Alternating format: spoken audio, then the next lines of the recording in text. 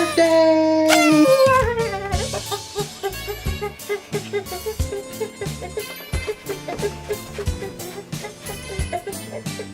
But no one gives a shit. And that's not what you came here for, so let's get right to it. Yes, thank you for all the wonderful birthday wishes that I know you guys are sending me. I'm Juan, and today, what better way to celebrate my birthday than to rip into some politicians? Last week in Philadelphia, the Democrats all came together to nominate a person who wants to be the next president of the United States even before she came out the womb. Hillary Clinton formally accepted the nomination from the Democratic Party for President of the United States.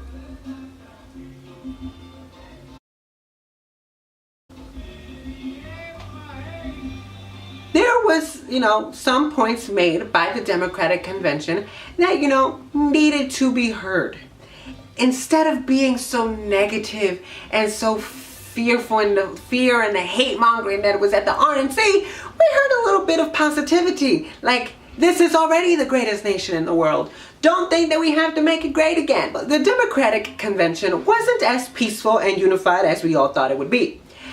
Bernie supporters came out in full throttle, protesting, marching, booing, wanting their candidate to be the victorious one that would come out, even though mathematically he was never going to win because there are rules and there's policies as to how presidential elections work. But forget all of that. We want Bernie. Yes, yes. Okay, listen. I am all for the support of Bernie Sanders. Yes, I love the passion behind the campaign and behind this candidate. But look, things happen.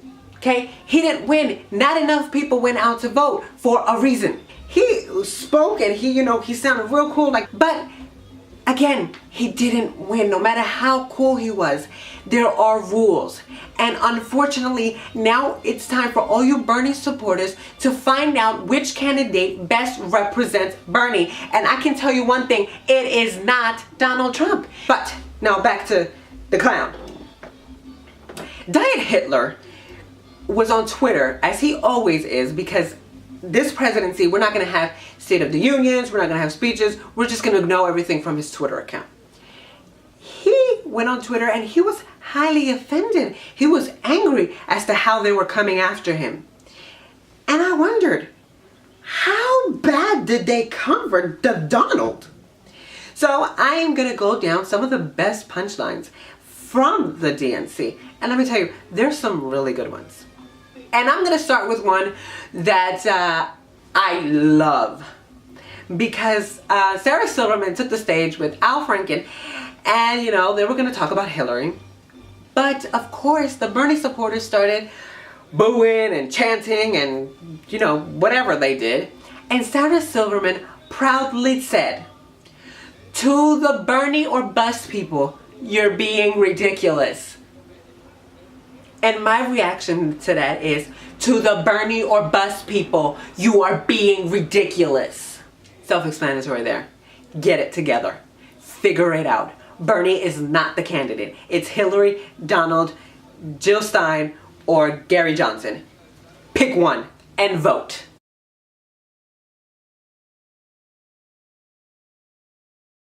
I'm going to start with one of the best speeches at any convention ever. Michelle Obama gave Melania Trump's next speech on the first night of the Democratic National Convention.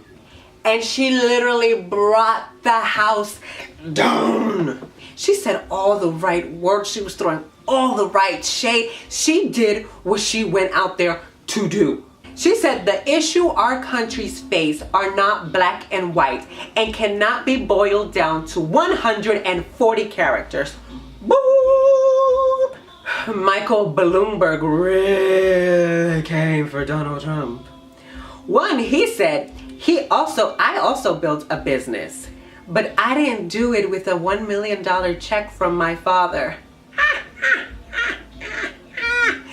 This is is because Donald Trump has built his campaign as him being a businessman who started from nothing and created an empire. But that's not entirely true. His dad was already filthy rich. So obviously his dad helped him a lot. He gave him a small $1 million check to start off his business, and then every time he went bankrupt, his father helped him out. It's so great.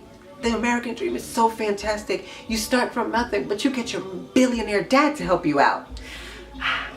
That's what everybody wants. Relatable. You got my vote. He also said, this is not reality television. This is reality. Well, someone tell that to the Republican National Convention, because they had a slew of reality stars, one after another, talking about how Donald was great for this country. No, Donald is great for the ratings. That's about it. Every time that Donald Trump was mentioned in the Democratic Convention, and it was a lot, I started counting but had to stop because every speaker had to say something about him. But they would boo. They would boo booing like no other. That's when President Obama delivered his knockout speech. And once he started mentioning Trump, everyone started booing again. But he didn't let the boo stop him. He was like, don't boo, vote. Exactly. Listen, I don't really care who you go for. If you want Hillary, if you want if you want the other guy, or if you want the other two that we've never heard spoke or we don't know about, but you need to vote. You need to make sure that your voice is heard. You need to go out and register to vote. We need to make sure that we elect the leader that is perfect for this country, whoever that might be. Remember, I'm not here to push this leftist agenda, even though it may seem like it, but no, I'm not. But the stingers didn't stop there. President Obama then said, the Donald isn't really a plans guy. He isn't really a facts guy either, which is true because in that 1 hour and 45-minute speech that Donald gave at the RNC, he spoke mostly about himself, no policies, and of course, no facts. Michigan Governor Jennifer Graham. I didn't know who the hell she was. I never heard her spoke or anything, but she came out and she was angry. She was to the point. She gave a passionate speech, and she was coming for Donald every which way. Rudy Giuliani would say bottom, top, left, right. You know, in the end, she ended her speech by saying, Donald, you're so vain. You think this speech is about you, don't you? Someone who has always come for Donald Trump, and I think will not stop coming for Donald Trump, is Elizabeth Warren. And she delivered one of the, now I wouldn't say funniest, but she had so much comedy in her speech that it made it so effective. She came really hard for him in her long speech. She started out saying, we are here tonight because America has a choice. On one hand, we have a man who inherited a fortune and who has never sacrificed anything for anyone. She also said, Trump thinks he can win votes by fanning the flames of fear and hatred, by turning neighbor against neighbor, by persuading you that the real problem in America is your fellow Americans. People who don't look like you, or don't talk like you, or don't worship like you. Thank you! That's exactly what Donald Trump did. That's exactly what the Republicans did. Joe Biden is one of the smartest people I've seen in politics. And there's not many politicians who are smart. But he is usually, I always see him as the cool, chilled out, just hanging out type of guy. But boy, was he angry. He was angry. The best line of the night from Joe Biden, that's a bunch of malarkey. This man used the word malarkey and got away with it. Tim Kaine, the vice presidential nominee, also spoke on Wednesday, but he seems like, that little nice guy, the quiet guy that, doesn't have any beef with anybody. And the meanest words that ever came out of his mouth was, you're a mean guy, you're not nice, blah, blah, blah. That's what he seems to me. But sometimes he can really, bring the stingers as he did in Miami when he was first introduced. But at the convention, he was a little mellowed down. I guess it's because everybody else was so angry that he wanted to just, even out the playing field. The most memorable speech and the biggest dig of them all from the DNC came from parents of a fallen soldier that died in 2004. Kaiser Khan, which is the father of, I think he was a Captain Khan, who died while protecting his troop of soldiers and was in a car bomb, spoke at the DNC about his son. And he gave two of the biggest stinkers of them all. He said, and I quote, "Donald Trump, you're asking Americans to trust you with our future. Let me ask you, have you even read the Constitution? Whew. I will gladly lend you my copy." And he proceeded to take it out of his suit and play it around. Then he went on to say, "In this document, look for the words liberty and equal protection of the law." Then he said something that we all can agree on. He said that Donald Trump hasn't sacrificed anything for anyone. Now, to the woman of the hour.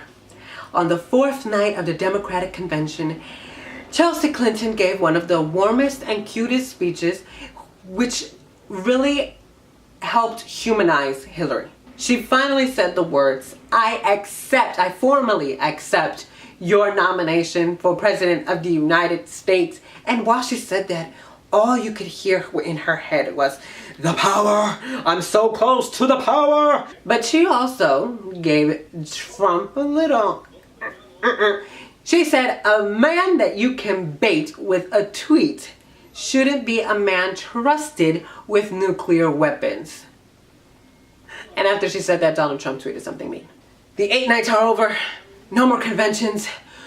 We're done. I don't have to cover this crap anymore." Well, not really. The political campaigns are not over. Someone has to win President of the United States, and God knows no one's ready for that. The election is 100 days or 100-something days away. We're almost there. We're almost to the finish line. It's just getting exhausting. It's tiring. Now we know that our candidates are Gary Johnson for the Libertarian Party, Jill Stein for the Green Party, Donald Trump for the Republican Party, and Hillary Clinton for the Democratic Party. Wow. We're in for a doozy. Make sure, I'm going to say this a lot, I'm going to say this every video, make sure that you guys find out what date is the last date that you guys have to register to vote if you haven't already. And please, make sure you register to vote. You need to register. Make your voice be heard. And also, make sure you give this video a thumbs up and you subscribe. Make sure you come back next week and I'll have more and more and more and more here on That's Juan. I'll see you guys next week.